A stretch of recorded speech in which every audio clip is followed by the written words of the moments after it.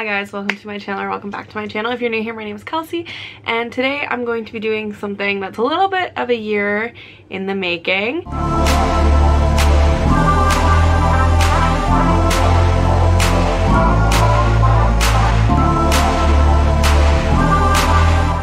So a year ago, I reflected back on my trip from the previous year of when I did Simply Italy with Contiki. So I made a video about what I wish I would have known before I did a Contiki, and I tried to answer questions as best as I could. Things that I wish I would have known. I definitely could do a part 2. There were a lot of things that, even just questions that people commented in the comment section, that made me really think about like, oh, other things I wish I would have known. I also really wanted to do a like packing video and showing what I brought and what like I think you could skip bringing, stuff like that, so I might still do that. I was in the heat of a very busy school semester, so there was no time for me to be filming any stuff like that. I did manage to get a couple of videos out. I did recently, about a month ago, get back from Asia, so I went to Bali, Indonesia, and Thailand, Phuket, Thailand to be specific. And if you want to go ahead and check those out, I will go ahead and put them somewhere or leave them in the description box below, and you can go ahead and check that out. I'm going to do some videos where I actually discuss what I wish I knew, give some tips and tricks to that, and stuff like that, so all that fun jazz. Today, what I'm going to be doing is I'm going to be going through the Simply Italy Contiki vlog and the what I wish I would have known before I did a Contiki vlog section. I'm going to answer questions on my iPad here so that I can quickly look at questions and answer pretty easily. So we'll dive right in. What did you mean that you could only bring a carry-on to Venice? So what I meant by we could only bring a carry-on to Venice, certain places that you go, either you're not going to have the bus with you because a lot of the transportation is by bus, or maybe you'll have the bus but you're not going to be able to access it, or they might not be able to offload your luggages, or the hotel that you're staying at is multiple levels and doesn't have an elevator. So in this circumstance, that was the case with Venice. We could bring our luggage. It wasn't that you had to have a carry-on. And when we arrived, it wasn't that many stairs. Like, I was on the first floor because I was on a 3-person room. So there was no reason for us to have not brought in our luggage. Like, I could have easily brought it into the room. However, I had just brought my carry-on with whatever I would need. I think we were only in Venice for 2 or 3 days, so it was fine. I just packed and knew what I wanted to wear. I brought whatever I thought I would need while there. There was a girl in my room that fully brought her full luggage in. That was fine. It was up to your discretion. The whole reason we were told that we had to bring a carry-on for Venice was because the bus was going to be parked further away off site, so we weren't going to be able to access it, and there wasn't an elevator. So if you had been in a 2-person room and say maybe you ended up on the 5th floor, you would have had to do that with your luggage. There was no elevator. Did this trip change your mind about group tours? So honest to God, my opinion about group tours I don't think will ever change. As someone that travels a lot, and I have 2 girlfriends that I travel with consistently. We've been to Asia, we've been to Europe, we've been all across America. We have no problem planning trips on our own. We have no problem making accommodations, finding out rides, nothing like that. We're all in the same price bracket. I trust these girls with my life. I don't think I will ever change my opinion about group travel because I'm so seasoned traveling that way on my own. And the whole point of group travel is for you to interact with people and get to know people. I have friends that I can travel with. That being said, I really want to go to Egypt. My 2 girlfriends that I travel with all the time have no interest in going there. Is it going to be likely that I will end up going there maybe with a Contiki? I've heard that the Egyptian Contiki is really, really good.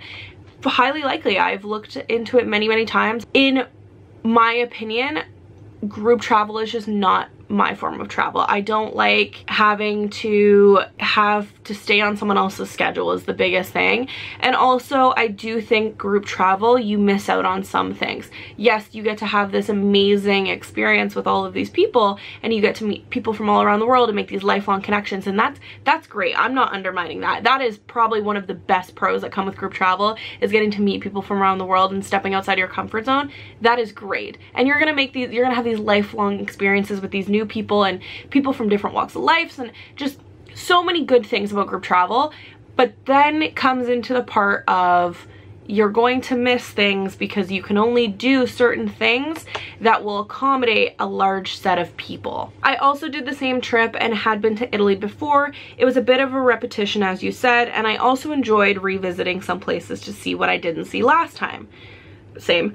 I agree about the module trips. They should make this incredibly clear at the time of booking that you'll be adding and losing people throughout, which is not ideal. I feel the people who did the Rome to Amalfi trip, Italian escape, were not on the trip long enough at all to really get to know everyone and get a proper feel of Italy. I fully agree. I honestly think the trip that I did, if you're going to do it, is the most ideal because you're getting to see all of Italy, basically. Obviously, you're not seeing all of it, but you get what I'm saying, except for Sicily, which there was an extension. You could add Sicily on.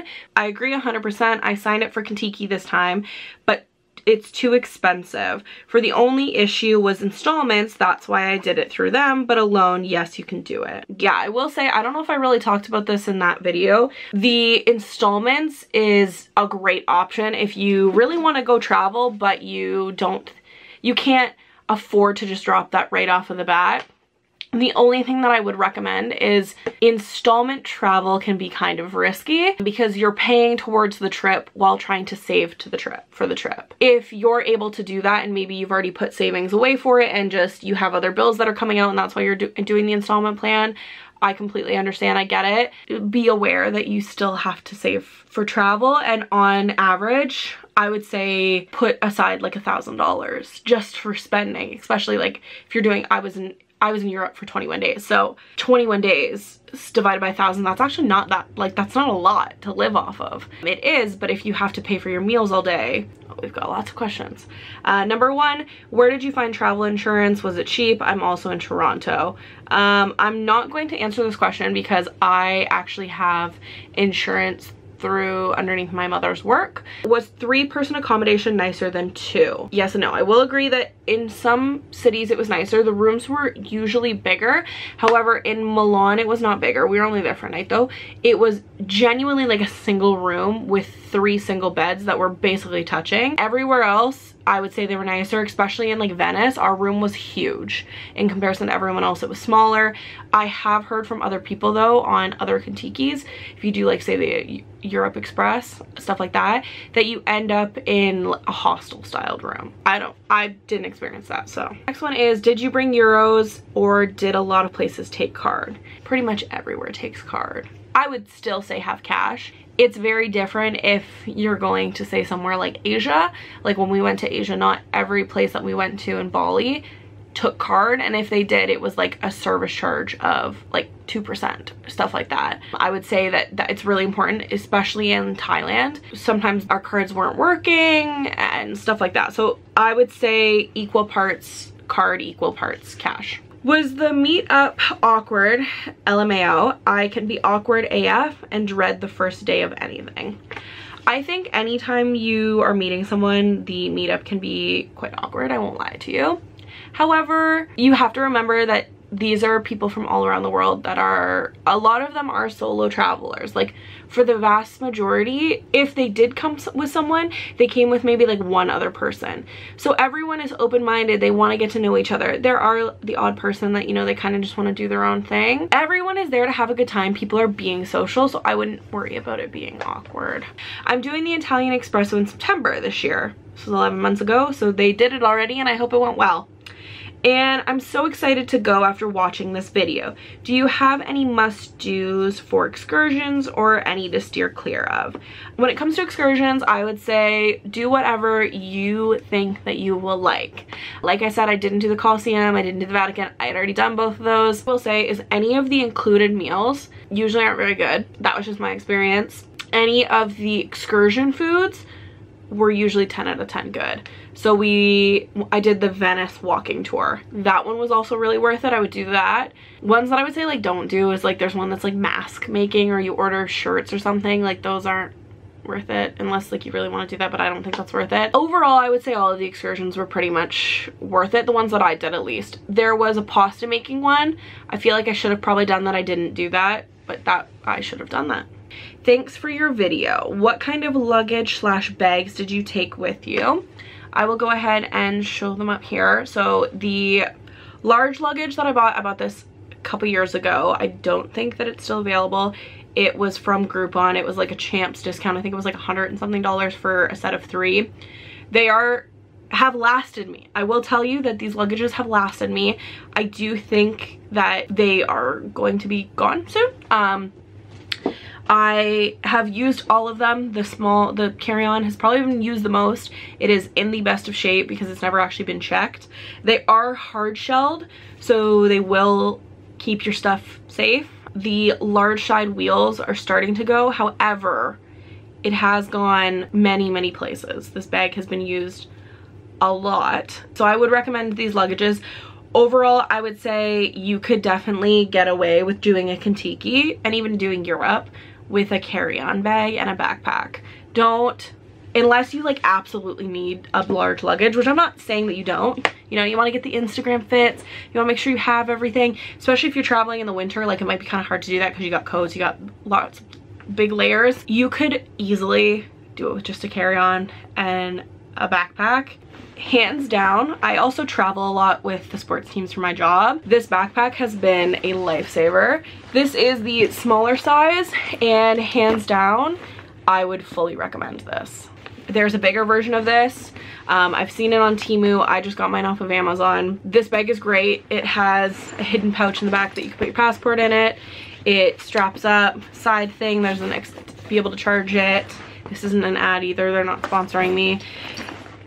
Middle size pocket, little slit, medium size pocket, and a big size pocket, and then there's a slit in the back for your laptop. This also came to Asia with me. If I was doing Contiki again, or if I was doing this trip again, I'm hands down doing the backpack and maybe like a rolling carry-on, because this is so much easier, hands-free. You can fit so much in it. I went to Asia for 3 weeks and literally had this and a carry-on bag, and I was fine. There's no reason that you can't. We're going to Dallas at the end of August for my birthday, and this is what will be used. I'm not even bothering with it. You can fit so much shit in this, so I would recommend get a really good backpack. It's also so much better for your back than like a handbag or like a side bag. Take care of your back, okay? Coming from someone that had spinal surgery. What do you mean? Was it cheaper before and now it was more expensive? Same tour company, why 2 prices? Maybe I didn't make it clear in the video, but I feel like I did. Either way, the first time I went to Italy, it was not with Contiki. It was not a tour trip. It was on my own with my 2 best friends. We picked 3 places that we wanted to go to, which was Cinque Terre, Milan, and Rome. Those were the 3 places we picked. They were the easiest to get to and from, and we decided to do that. We found Airbnbs ourselves. We booked Airbnbs ourselves. We did try to find the cheapest option for Airbnbs, which is also going to affect the price. We didn't eat out a lot. We honestly barely ate out, which is kind of crazy. We were 19 years old and we were just trying to go to Europe, so it was definitely on a 19-year-old university student's budget. So we spent what we could spend, and that involved not going out to eat every day. That involved getting the cheapest bottle of vodka from the grocery store and drinking. A huge advantage to that trip is my best friend speaks Italian and understands Italian. She also has family in Italy, so we met up with her family in Italy a couple times when we were in Milan. That was how we ended up going to Lake Como the first time. Her cousin had driven us there, and then her cousin took us out for dinner there. If not, I can tell you right now, we were not getting no oysters and lasagna while we were there. We were on a cheap girl budget. We were buying eggs and making eggs with no butter, and we were making pasta with the cheapest pasta noodles we could find and the cheapest sauce. And then each place we went to, we made sure we went out one night. We did drink quite a bit when we were in Milan. Either way, that is why that was so much cheaper. Would I recommend that way of travel? Like, if you're trying to just see the world and you want to do it cheap, 100%, why not? The second time I went was with Contiki. That trip was significantly more because they take the vast majority of the planning. They were including meals in it, they were including excursions in it. To be honest with you, the price is worth what you get. Like, I'm not hating on Contiki for their prices. I fully understand why that is their price. I'm just saying transparently, you can do Europe for much cheaper if you are willing to lose some luxuries. If you are willing to not have a bus transportation every single day and instead are willing to have to take subways and take buses and have to walk a lot, you can do it for a lot cheaper. Contiki's price is based off of what it needs to be for what they provide you with. So that's why it was a lot cheaper the first time. The second time I went, I was going to things that we didn't go to. When I went with the first time with the girls, we went to things that we could get to. The one night we paid for a bus pass in Rome, and the buses in Rome were so unreliable. We went to a bar, we walked 2 hours home because we refused to pay for a taxi or an Uber. You're getting what you're paying for is my point. Okay, why does everyone get sick on these trips? The reason everyone gets sick is because, yes, there is intermingling going on. You can take with that what you want. You're also in close quarters with one another. You're on a bus together and you're breathing in the same refiltered air, or just the air on the bus. You're in close quarters. Pretty much every seat on the bus is taken, and these are people from all around the world. My biggest recommendation, if you're really worried about getting sick, wear a mask. We've all been through COVID at this point. You know what needs to be done to avoid getting sick. Other things that I would recommend if you're really worried about getting sick and that's the whole like issue, take probiotics, liquid IVs. Those things are blessings. You also have to keep in mind, you're getting up early, you're barely sleeping because you're going out every single night. So you're already having a suppressed immune system. You're sweating, especially if you go in the summer, and you're drinking a lot, so you're hungover. So the chances of getting sick are quite high. There's always one person that has to just, you know, think in the gutter. They said, how were the hotels? And was there anyone hooking up, LOL. The hotels were nice. The only hotel that was questionable was Milan, and it wasn't even questionable, it just was a small room. And Venice was just old. Like, it literally had the old school, like, key in the door. In regards to the second part of the question, was there anyone hooking up? Yes, there are people that hook up. Binks was climbing on my lap. So if you see the little ears, it's Binksy. When you traveled between states, did you do it on bus, train, or plane? So Contiki travel, from my experience, was purely on bus. We were on a coach bus, and they would pick us up and drop us off at the hotel. They would take us to the next city, they would drop us off right outside the city, and we'd walk into the city.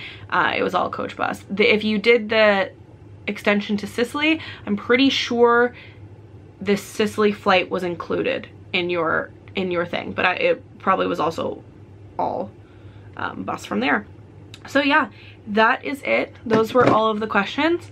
I'm sure I'm gonna get more questions on this, and if that's the case, I will do a part 2 of answering your guys' questions.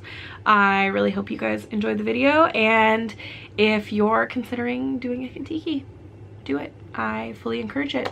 And I'm going to be doing a video answering your guys' questions about what I wish I knew before I went to Asia for Bali and Thailand. So if you guys want to go comment on those videos and leave your questions, I will answer them. I hope you guys have a great day and love you.